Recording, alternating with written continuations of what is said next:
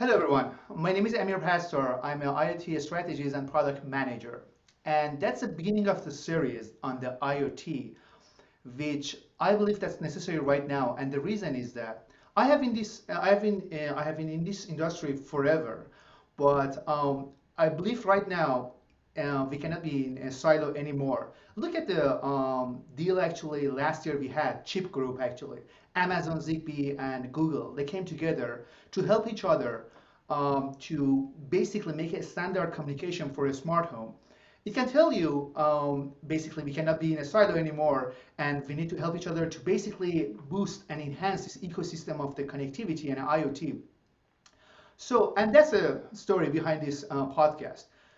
For the beginning of this series, I have a really special guest, Honda Lambering. She's a UL Cybersecurity Business Development Manager, and I'm really happy to have her here. And I want to pass it first to Honda to introduce herself, and then we can continue. Well, thank you, Amir. Happy to be talking to you this morning. And my name is Honda Lambrink. I work at UL in a senior business development role focused on IoT security, primarily looking after IoT security for consumer, commercial, and industrial IoT. And I'm based out of New York City. That's great. That's great. And Honda, can I ask you what Honda means? Honda is actually part of a longer name. It's a Dutch name. So Honda, my full name is Maria Hillegonda, or Hillegonda means fight for love, is what I've been told. Wow, that's great. That's really nice. So great. Thank you so much that accepted my invitation. And I'm pretty sure it will be really helpful for other people, especially product managers who want to design in the IoT ecosystem. It's going to help them to understand the security they need to implement in the IoT. First of all, I want to talk about the status of the IoT right now. In 2020, right now we have around 10 billion connected devices that we can define as an IoT. And by 2030, it's going to be 25 billion devices. So it can tell you um, how critical the security and the IoT could be. Right now, everything is kind of getting connected. There is a trend in the manufacturing to design everything to be connected. You can see the connected device from the blender to coffee machine to elliptical, everything. It's not just a smartwatch or phone or I don't know, smart home devices anymore. It's everything. Right now, all the companies are asking for connectivity, and not necessarily all of them are doing a good job on the security side of it. And that's the reason we want to talk today to see how critical is the security. So we know for a fact IoT it has five high levels. It came from the device itself, the software running on a device, the communication. It could be cellular, Wi-Fi, Bluetooth, Zigbee, whatever. And then it sent the data to the cloud.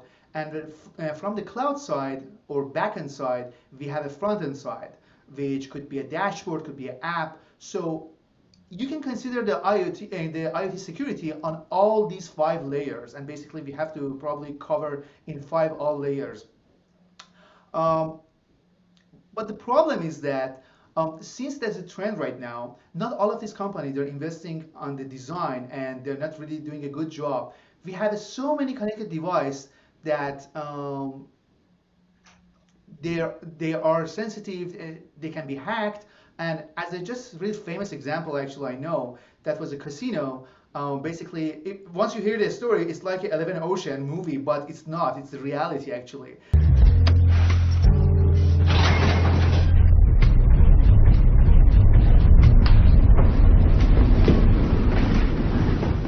There was a casino. Basically, there was a thermometer in the fish tank, and in the casino, the security, the firewall is really good. But what they did, these bad actors, if you can call them, what they did, they connected to that thermometer to the Wi-Fi connectivity, and basically, since that thermometer was just installed, no one paid attention to the security of that thing actually, and it was connected to the Wi-Fi of the casino. So what happened? They just bypassed all the firewall and they hacked the casino. And I'm saying that was the one example. Probably Honda, you want to share another examples? Yeah, it's a great example of an IoT related hack, and I think the point is as well that once a device is compromised, and from there hackers can move laterally and pivot to other parts of the network. Another example is a large retailer where an HVAC system was compromised through a remote management function, and hackers were able to ultimately get to the payment terminal and credit card data of the retailer's customers. So I think that's another yeah, very famous example of an IoT related hack.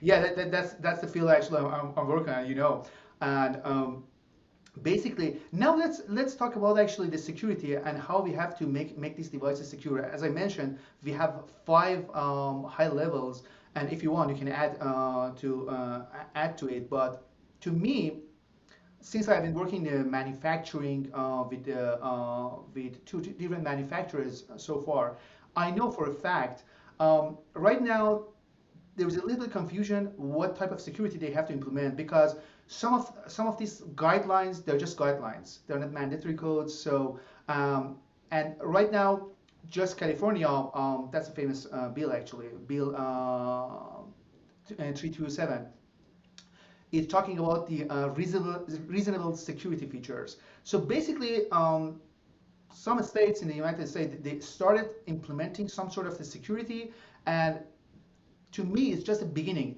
There are so many other guideline or standard. For example, UL 5500. There is a NIST 800 121 on the BLE, or UL 5500 is mostly on the software update, and the other one is EN 303 645. These are some guidelines and standard we know today, and maybe you want to share more, but um, to the manufacturers, it's kind of confusing sometimes which one they have to go and implement. Do they need to implement everything, or do they, or maybe just start with one of them? And first, I want to talk about the standard, and then we get to the kind of rating that the UL has started, which I really personally like it. But first, let's talk about the standard. Yeah, and I think you raised a few important points that you can look at an IoT device, but you should really consider its entire ecosystem. So the network interface, the app or the user interface, the device itself, and security should be ensured at all of these points in the ecosystem. So there should be end-to-end security. At device level, there are a few really important security capabilities that can help secure and ultimately also help secure that ecosystem. Typically today, unfortunately, the device is the weakest link. There's more maturity, relatively speaking, when it comes to backend and cloud security than there is when it comes to IoT device security. And indeed, a number of standards are trying to address that and also regulations. So we've seen in the US a few state regulations that have been taking effect last year, such as the California Senate Bill 327. Oregon passed a similar bill. The US also passed federal regulation last year, calling for federal government to procure secure quote unquote IoT devices. That's the Cybersecurity Improvement Act. And in Europe, we've seen similar regulatory developments. And meanwhile, industry-led standards have been developed, such as the SCEN standard that you mentioned, SCEN 303645. NIST is working on a baseline to kind of help implement the Cybersecurity Improvement Act at a federal level in the US. And UL has developed an IoT security rating framework, kind of incorporating what we see as leading standard or industry best practices, and layering those requirements over five levels, which you can kind of consider maturity levels, from very minimal security to more robust security. And that addresses the software security in the device, the software update process. UL 5500 is an example of a dedicated software update standard. You mentioned there's protocol security to be considered. There's, again, specific standards for protocol security. The IoT security framework the IoT security rating framework kind of incorporates aspects of all of that. So it's software security, it's communication security, it's data security, software update and vulnerability management policies, etc. Okay, and actually, that UL rating, which we are gonna talk next, that's my favorite, and I will tell you why. But before jumping to that topic, I want to ask you, how do you see, what is your vision on this guideline and standard in the future? So right now we have um, the most famous one is, as we mentioned, in the California Bill 327. But how do you see the other state adopting these codes, or how they want to expand it? So what's your vision on that? Yeah, so I think it's likely that you see a bit of a patchwork of regulations emerge. We see the same for privacy-related regulation, and privacy and security are kind of each mirror image as well. So there could be multiple state regulations. There's other states beyond California and Oregon that are considering passing similar regulation. And that then also, of course, raises a question like how can all of that effort be harmonized to try and meet regulations. That's where we see it as well as very important that regulations are able to fall back on industry standards that are consensus driven or based on commonly understood security best practices. And that's what we, again, like we try and simplify with the IoT security rating framework, incorporating all of the leading global industry standards and best practices. So for regulation to be successful, I think it's viable that there is a industry-led framework that industry can try and meet to meet also the regulatory compliance requirements. Mhm. That's great, actually.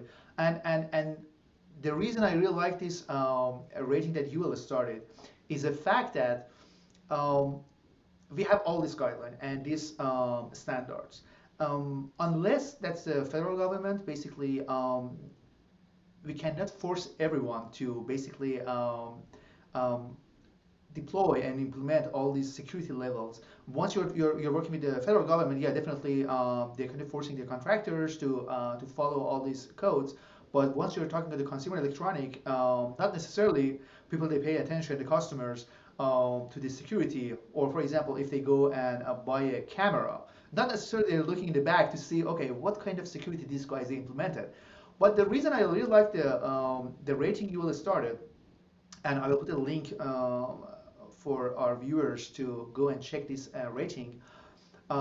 It's like an energy rating, so that started many years ago. So not necessarily we can tell the manufacturers to make a really efficient the appliance, let's say from the energy standpoint, or we cannot tell customers just to use the, let's say, A grade energy efficient appliance, but we can give them a rating. So basically, based on their budget, based on their preference, they can go and select what type of rating they want to use.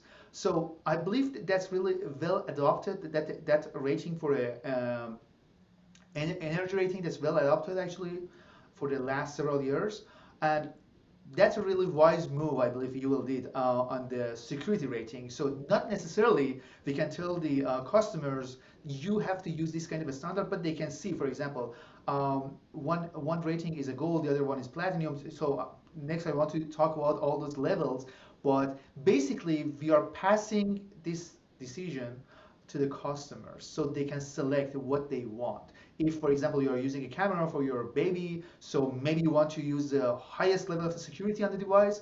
If you're using something that is not really critical to just, I don't know, monitor the temperature in your yard, maybe, yeah, you don't need to have a highest level of the security in your device. But how UL came to this vision and the UL rating? That was maybe just my assumption, but I want to hear it from you. Yeah, and Energy Star, I think, is a good example of a graded scheme or a certification or testing program that has like different levels or grades. That's what we had in mind developing the IoT security rating. There's always this back and forth. Security is too complex, and we need to make it simple for B2B customers or for B2C consumers. And why can't we just say it's secure or not, and why not a binary outcome? And the flip side to that is that there are successful programs that have levels that are still well understood by the market. And I think Energy Star is a great example of that. And it allows for more of a risk-based approach, to your point. Like, does the level of security have to be the same for all IoT devices, for all deployment scenarios, or are some security levels more critical to be in place for a certain device in a certain deployment environment than elsewhere. It also allows for differentiation in terms of manufacturer's maturity. So if you are seeing security as something that is core to your value, your brand value, and this is something that you really invest in, there's an opportunity to show that you're better or best in class, aiming for higher security levels. And today there's a large variety of how mature manufacturers are. So the levels again help with that differentiation aspect as well. Okay, great. And could you please walk us through those five levels or those five rating grades and how it start from the lowest possible one to the highest one, and what's the difference? Yeah, so all of the levels address certain key categories of security capabilities, and each level builds on top of the previous level. So level silver incorporates level bronze, level gold incorporates silver, and so on and so forth. So we've defined 5 levels total: bronze, silver, gold, platinum, and diamond. And security requirements or security capabilities are layered over different categories of requirements, such as tied to data security and credential management, secure software updates, privacy requirements, secure communications, overall logical security and system management. And each of the levels has capabilities in these categories, but the higher the level, the more comprehensive the requirement set becomes. So for example, for level bronze, we are looking at the most critical or most foundational security capabilities that are also referenced in all of the standard frameworks that have so far been developed, including also the NIST baseline or the ATCEN 303645 standard. And for example, what is highlighted in the California regulation as well, inside of the regulation, is that you can't use the same password across multiple devices. So there is a requirement in the regulation that says no default passwords for authenticating a device to the network. So that's an example of a requirement that is so foundational that we see that as a level bronze. And then as you go up the levels, especially levels platinum and diamond, they are really aiming for more advanced attack scenarios, protection, and yeah, more advanced security capabilities.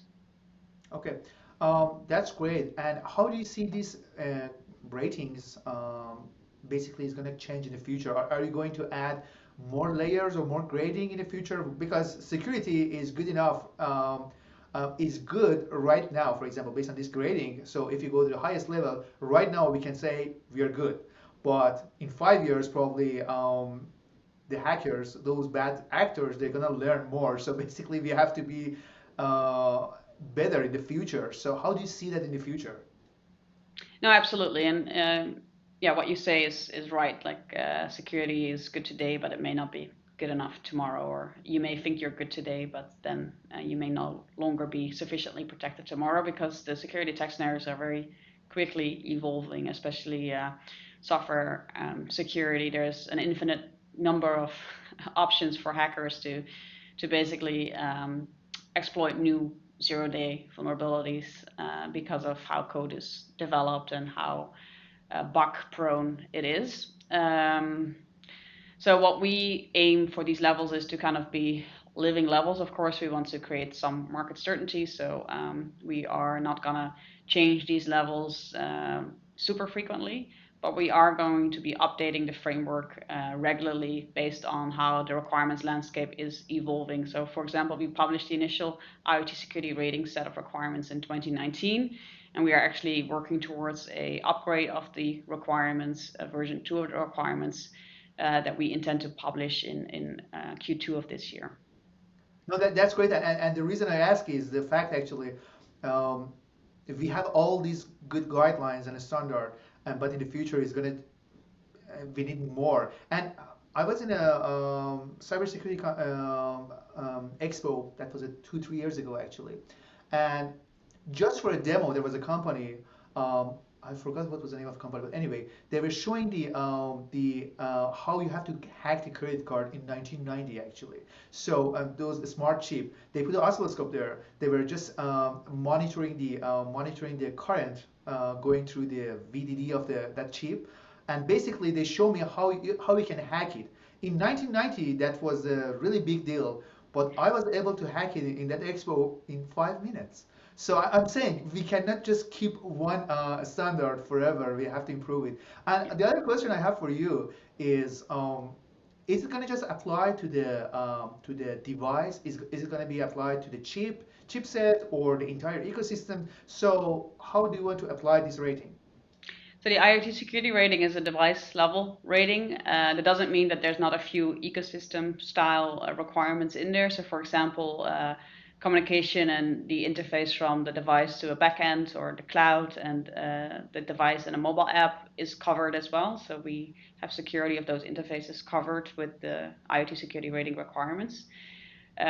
Linked to the IoT security rating, we've launched a secure component qualification solution as well, or a program slash solution, where indeed a chipset vendor or another secure component vendor can assess the component and show the alignment to the IoT security rating capability. So we have authorized that for use by secure component vendors who want to explain to the device makers, these are the capabilities that are enabled by my component or are met by my component.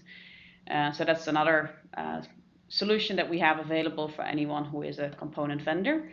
And it could be a cloud component, it could be a wireless module, it could be some firmware or software stack or a chipset. Those are all in scope potentially, or those are okay as a system under test for us.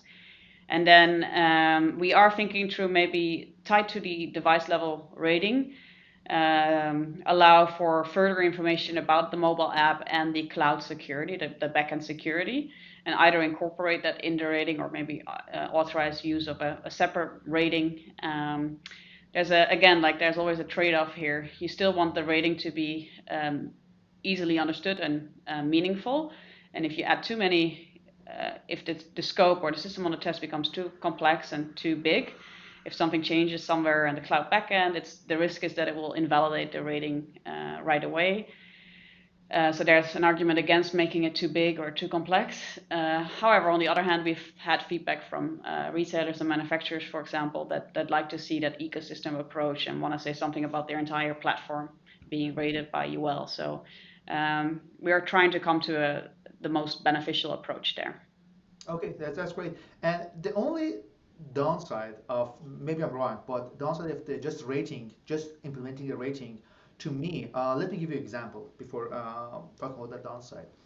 I was working with the OEM, that was a few years ago, on designing a connected pump controller. And that was a big pump, basically, and the inrush current or the startup current of the pump was so high. So let's say um, you have 10,000 of these pumps in a state, in Ohio, for example, in New York, and someone hacked the system. So, and basically they can turn on these pumps, all of them together. That's a huge impact on the power grid. So basically, not necessarily, and they are not just hacking that pump. Basically, they can impact the entire power grid. That's a national security from now on. So what I was telling that OEM at that time, I don't feel good to send a command to the pump. I can monitor your pump, but basically, we need to do more if we want to send a command to this pump remotely. And my thing is that, my question is that if we just stick with the rating and not having a baseline, let's say by baseline I mean something like a California rule 227. If we just stick with the rating and let's say that pump manufacturer, they just say I want the lowest possible rating, and how does it impact the entire connected device ecosystem in the future? Because right now the decision maker are consumers. They can select what they want. What if they all select the lowest possible grade? You see? Yeah. No, and that's a risk that security becomes a check in the box type of mentality, and that industry is converging towards the lowest common denominator. That's where again, like I think the levels are helpful instead of driving an entire industry to one outcome.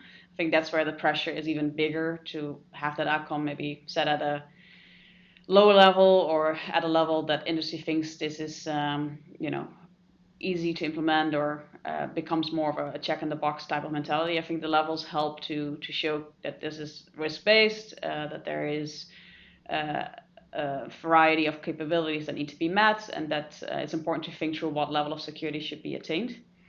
And hopefully, that helps improve the assurance that the level is indeed offering the level of protection that is meaningful in a certain context. Okay, yeah, that's great. That's great. So I believe that was really helpful. And the reason is that because I have a feeling for the product managers in this field, and sometimes the security is confusing. And I'm pretty sure the discussion we had today is going to help these people to better understand um, how they have to go for security, how they need, and basically our responsibility to design a secure device because we want to live in a safe place and safe world. Um, so by saying that, how these companies and manufacturers they can engage with UL and especially on this rating with you guys? Yeah, so we are here to help. And like developers and product teams are leaning left and incorporating quality checks earlier into the design and development cycle. That's how we like to work with our customers and lean left with them. So we are there with training or advisory support. We can do paper-based security architecture reviews. So prior to even doing any product testing or assessment work, we can already provide guidance. We can also help with knowledge transfer on what are relevant regulations and what standard and best practice requirements do we have incorporated into the IoT security rating. And so kind of educate as part of training efforts, for example, what security requirements coverage we provide. And yeah, I would say the other part is working in tandem with development teams also earlier on in design cycles. I think the earlier you start to think through design considerations, the better. Security is very hard to kind of slap on after you've finished product design. It should be something that is more of should not be an afterthought. It should be something that you strategically consider as part of your earlier design considerations. Exactly, exactly, exactly. So thank you so much. Is there anything actually I didn't mention and you want to add? I think you did a good job covering the most important discussion topics. So thank you. And we are happy to provide further information or with the link to our website, you can see Sure. further information about the IoT security rating and related solutions or how we can help you. Thank you so much. Actually, I know you for a while, and as always, it's really helpful talking to you to understand this security. And thank you so much for accepting my invitation to basically attend this podcast and helping other product managers as well. Thank you so much. Thank you, Amir. Have a great day.